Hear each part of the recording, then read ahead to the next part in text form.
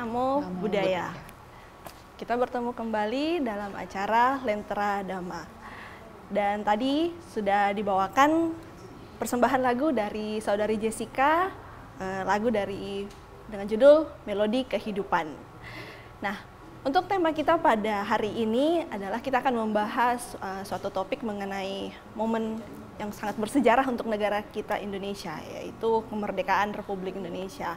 Tentunya kemerdekaan ini telah diraih oleh para pahlawan kita dengan penuh rasa cinta tanah air yang luar biasa. Karena itu kita akan bahas secara lebih detail mengenai topik kita pada hari ini. Dan sudah bersama saya narasumber kita pada hari ini, Pandita Rosyeni. Baik, kita langsung saja untuk membahas tema kita pada hari ini. Nah, mengenai cinta tanah air, dari sisi agama Buddha Nichiren Shoshu, sebenarnya apa sih makna cinta tanah air itu? Silahkan Pandita Rosyeni. Ya, terima kasih Eva. Jadi bagi kita umat Nichiren Shoshu, negara itu merupakan hal penting bagi kehidupan kita. Makanya dalam salah satu sutra ada dikatakan bahwa aku itu adalah mata, tiang, dan bahtera bagi bangsaku. Artinya di sini bahwa saya sebagai bangsa Indonesia itu adalah mata dari bangsa Indonesia, bahwa bagaimana saya menjadi satu individu yang bisa melihat sesuatu tuh secara benar, tidak keliru. Istilahnya ya tidak berdasarkan hawa nafsu dalam melihat sesuatu fenomena gitu. Karena kan kalau hawa nafsu itu kan dasarnya ego, lebih mengutamakan kepentingan diri sendiri atau kepentingan kelompok atau golongan. Tapi ini kita bagaimana bisa menjadi mata bagi bangsa Indonesia, bisa melihat sesuatu itu secara jernih, melihat sebagai satu hal yang lebih besar, lebih berguna untuk bangsa. Jadi bukan untuk lebih ke kepentingan diri sendiri. Nah, sebagai tiang, kita itu adalah tulang punggung dari bangsa, dalam arti kita sebagai individu bisa berbuat sesuatu untuk negara kita. Nah, Bahtera ini adalah bangsa Indonesia yang banyak terdiri dari berbagai macam orang. Jadi kita bersama-sama bagaimana membawa Bahtera, membawa bangsa Indonesia ini ke kehidupan yang lebih bagus, lebih maju, yang untuk menciptakan satu kehidupan yang lebih beradab dan lebih sejahtera. Baik, berarti kita sebagai rakyat Indonesia bisa menjadi mata, tiang, dan bahtera bagi bangsa kita dari umur berapapun sampai umur berapapun ya. Kita punya andil lah dalam negara kita. Iya benar, jadi itu dimulai dari kita individu satu-satu orang. Jadi makanya pendidikan keluarga itu sangat penting, di mana cinta tanah air itu sudah mulai kita bisa tanamkan di diri anak dari sedini mungkin.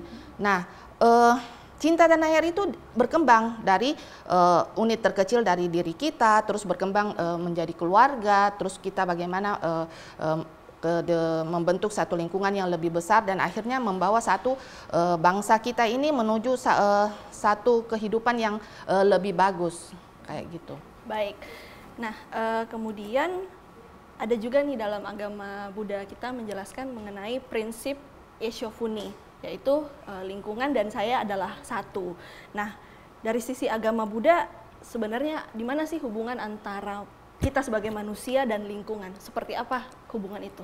Ya, memang dalam ajaran Buddha Nichiren Shoshu ada juga kita mengenal prinsip Eshofuni, yaitu manusia dan lingkungan adalah satu. Jadi karena kita manusia itu adalah satu, karena kita bagian dari lingkungan, jadi lingkungan itu tidak terbatas cuman tempat, tanah, bumi, tapi juga termasuk orang-orang di sekitarnya gitu. Nah, ketika jiwa manusia itu keruh atau kotor, maka lingkungannya pun itu akan kacau, tidak tenang gitu. Tapi ketika kita sebagai individu masing-masing kita memperbaiki diri, jiwa kita bersih, maka lingkungan pun itu akan menjadi tenang. Nah, kaitan dengan itu, dalam agama Buddha juga kita selain mengenal harta badan, ada namanya harta jiwa. Jadi harta jiwa itu sebenarnya yang paling berharga. Dimana jika jiwa itu tidak bisa menyatu dengan tanahnya, itu dia tidak akan mempunyai makna apa-apa gitu.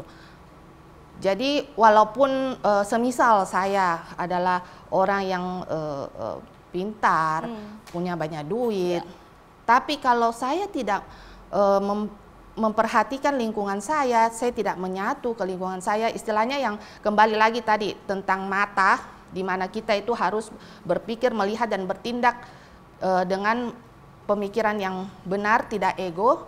Nah itu, ketika saya melakukan apapun dalam kehidupan saya itu dasarnya ego, terlepas dari ego untuk individu pribadi atau golongan atau kelompok, maka ini akan buntutnya itu, kehidupannya itu akan menderita. Saya tertarik dengan Pandita Rosyani tadi mengatakan bahwa ada orang yang punya kemampuan yang luar biasa, misalnya pintar, tapi dia tidak punya rasa cinta tanah air ya.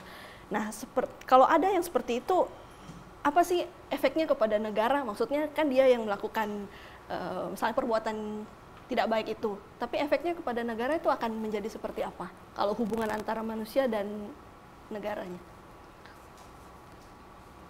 Misalnya ada yang di bidang apa, kalau zaman sekarang ya, di bidang IT itu sangat terkenal misalnya, tapi dia melakukan misalnya hacker atau gimana, apakah ada hubungannya tuh dengan negara dari sisi agama Buddha?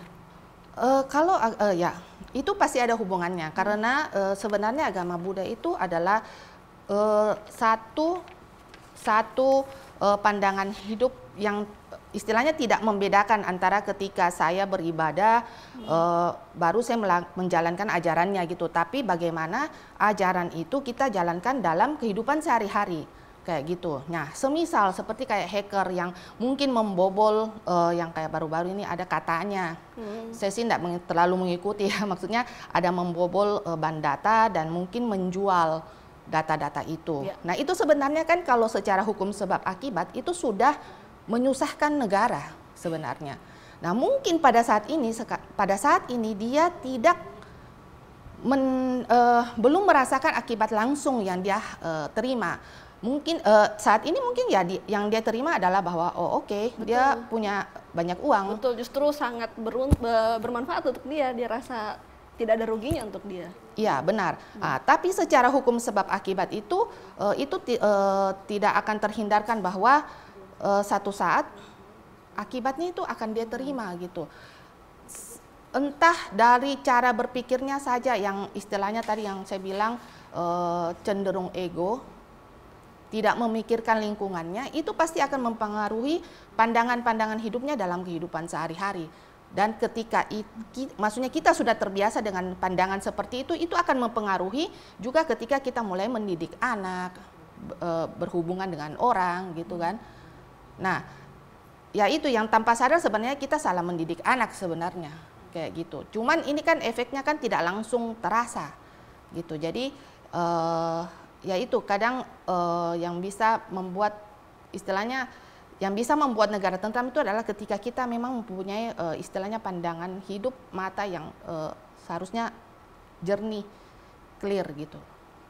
Baik, berarti artinya kalau dari penjelasan Pandita Rosyani, artinya kebahagiaan tanah air juga sebenarnya adalah kebahagiaan untuk diri kita sendiri juga ya. Iya, benar. Baik, nah kembali lagi mengenai cinta tanah air. Nah, apakah rasa cinta tanah air ini bisa muncul dengan sendirinya ataukah harus dilatih atau seperti apa sih? Cinta tanah air itu harus dipupuk menurut saya. Apapun itu harus dipupuk. Istilahnya kalau umpama saya jatuh cinta dengan kamu, pandangan pertama jatuh cinta, tapi kalau tidak dipupuk pun akhirnya kan hilang kan. Nah, cinta tanah air pun juga demikian. Ya saya berbicara di sini sebagai orang tua ya. Maksudnya ya berarti ketika saya mau menanamkan cinta tanah air ke anak saya, itu harus berasal dari diri saya sendiri dulu gitu. Nah, cinta tanah air itu bukan sesuatu yang terlalu besar, tapi itu bisa dimulai dari hal-hal kecil-kecil gitu.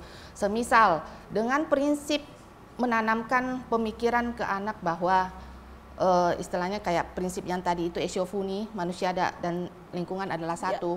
Sebenarnya itu secara tidak langsung itu kita sudah mengajarkan anak untuk bisa cinta tanah air, menjaga bumi ini bagaimana supaya bisa tetap ada. Semisal jangan buang sembarangan sampah gitu kan. Karena ya efeknya mungkin tidak langsung dia rasakan gitu. Nah, terus semisal makannya jangan ambil makanan yang berlebihan gitu kan. Istilahnya ya di samping satu sisi kita menghargai istilahnya makanan yang ada tanpa membuang-buang. Yang kedua juga ya secara otomatis kita istilahnya sumber daya alam itu tidak mubazir, terbuang dengan percuma. Kayak gitu. Dan juga ya kalau lebih dalamnya lagi ya istilahnya kita melatih anak kita supaya jangan serakah. Istilahnya kalau ada apa-apa ngambil banyak gitu. Nah, sebenarnya kan yang sifat-sifat itu yang sebenarnya yang nanti bisa membentuk pribadi masing-masing orang. Nah, individu-individu inilah yang nanti yang bisa membawa bangsa Indonesia ini ke arah mana gitu. Kayak gitu. Dan yang paling penting sih menurut saya adalah menanamkan juga bahwa jati diri kita itu apa gitu. Maksudnya ketika kita menolak jati diri kita, identitas kita, ya itu akan apa ya, akan susah gitu. Karena bagaimana caranya kita mau orang lain menghargai diri kita kalau kita sendiri tidak menghargai diri kita, kayak gitu. Baik, ya semisal kayak bahasa Indonesia. Ya, kita kan tahu bahwa kalau kita belajar sejarah kan bangsa Indonesia itu terbentuk karena Sumpah Pemuda, di mana salah satunya kan ada dibilang bahasa Indonesia adalah bahasa persatuan gitu. Nah, tapi cenderung sekarang ya saya lihatnya kayaknya orang itu kalau tidak pakai bahasa asing atau bahasa Inggris itu kelihatannya tidak keren gitu. Ya. Jadi saya itu merasa keren ketika saya berbicara dengan teman ataupun di rumah menjadi satu kebiasaan untuk berbahasa Inggris gitu. Ya enggak masalah, kita itu pintar bahasa Inggris, tahu bahasa asing, itu memang perlu, kita perlu butuh gitu untuk istilahnya kita bisa bergaul di dunia gitu. Tapi kita jangan lupa identitas kita sendiri gitu. Istilahnya ya semisal di rumah enggak ada orang asing ya kita berbahasa Indonesia lah. Kayak gitu.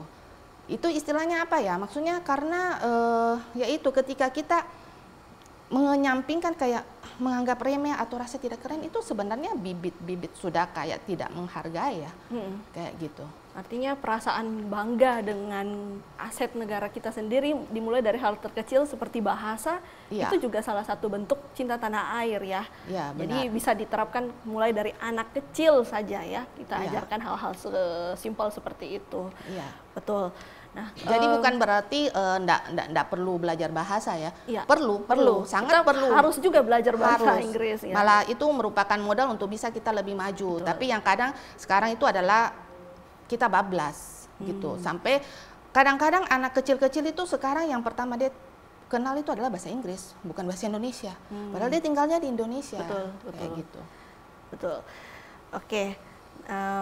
Berbicara mengenai melatih anak nih untuk bisa ada rasa cinta tanah air berhubungan dengan di luar negeri juga. Kalau kita lihat sekarang kan rata-rata anak-anak itu merasa lebih bagus tuh kalau sekolah di luar negeri.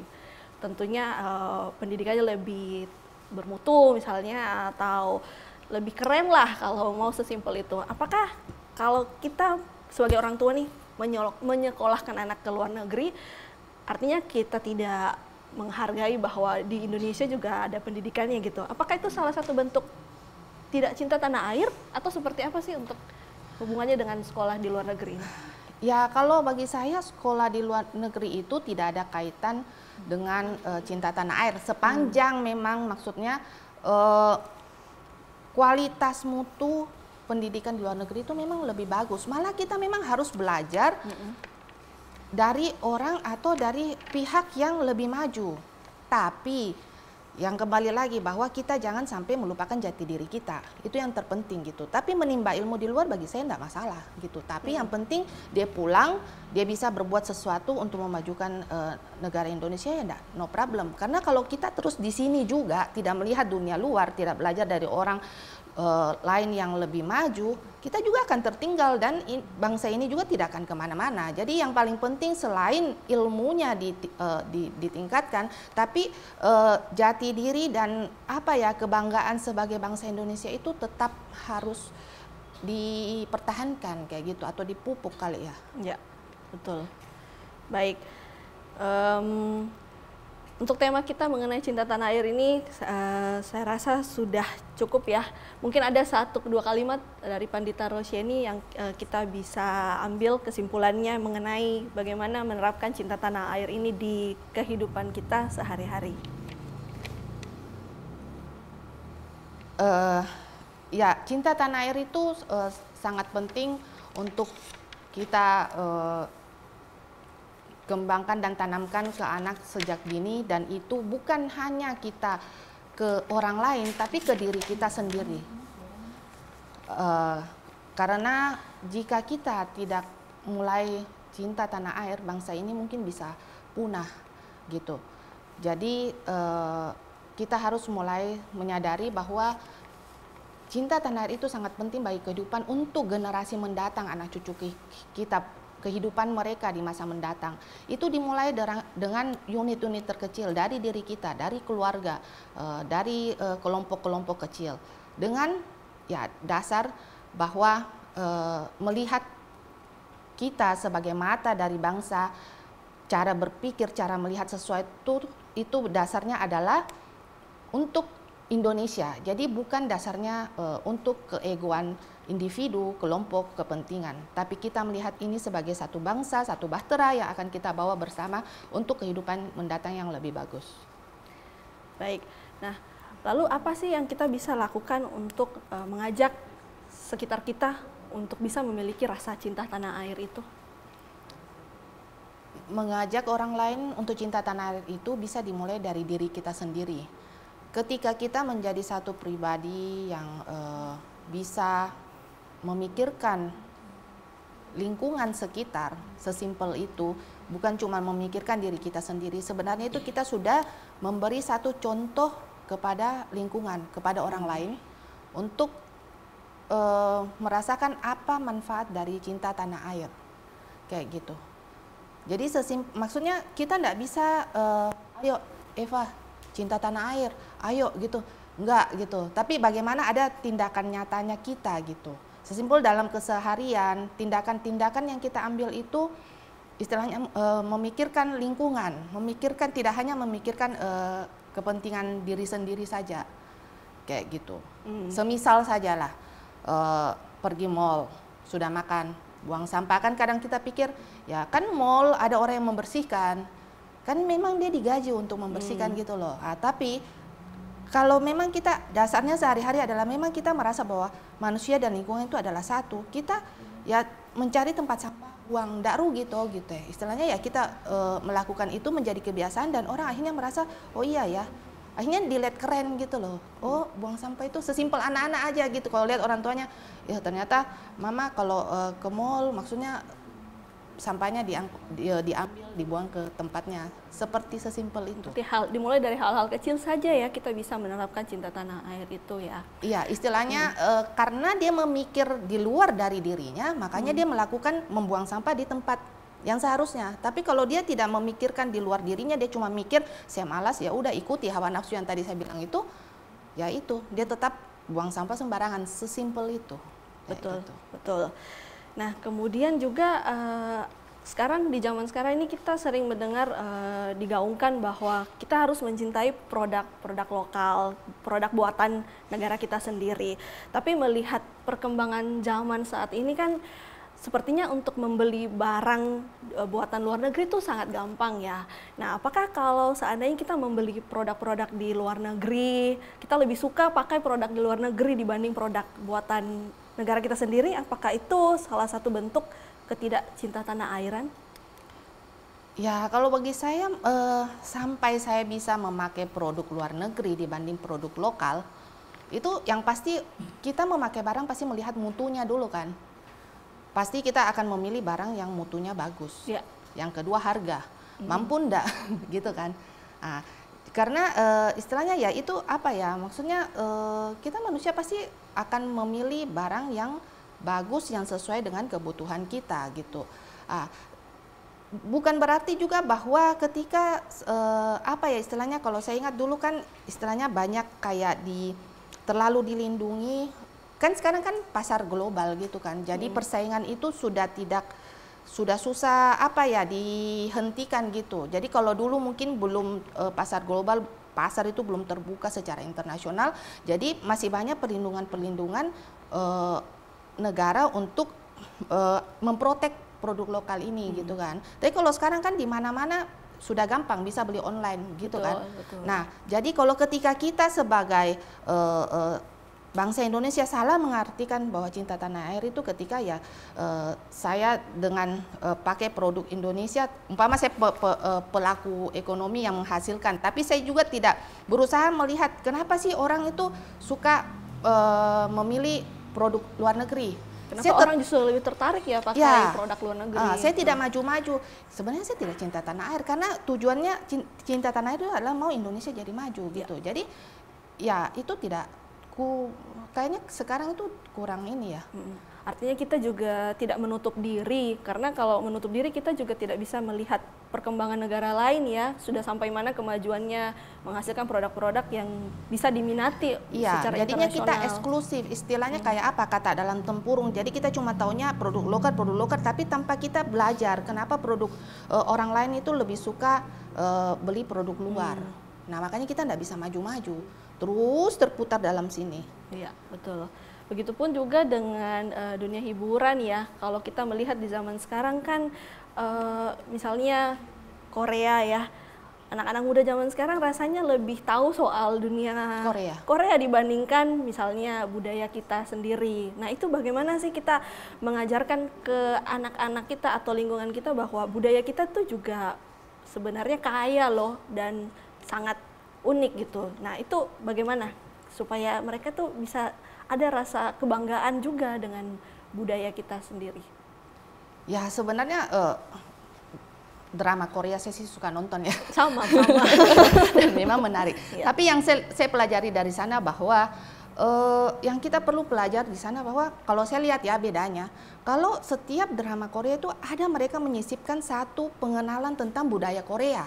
Jadi mereka bukan semata-mata cuma membuat satu cerita, satu drama untuk dijual, tapi kayak ada misinya gitu. Jadi kalau saya perhatikan itu kayak apa ya, ada memang misinya. Jadi apapun, entertain apapun yang mereka bikin itu selalu ada diselipi gitu tentang Korea, entah mungkin makanannya, entah tempat wisatanya. Jadi makanya secara apa ya, dikemasnya juga itu bagus. Jadi kita nontonnya enak, terus lihat wih Pulau Jeju apa Jajangmyeong apa gitu, akhirnya kita kepingin. Nah itu mungkin yang enggak masalah kita nonton, tapi ya ada sesuatu hal positif yang kita bisa pelajari. Dan ya itu bisa semisal orang yang bergerak di dunia entertain mungkin bisa mengambil contoh dari sana gitu, bahwa oh ternyata intinya kalau saya lihat ya mereka itu kenapa satu negara kayak Korea itu kayak maju gitu entertainnya, itu mereka mungkin ada ini ya, ada guide-nya ya, maksudnya ada misinya. Jadi bukan semata-mata mencari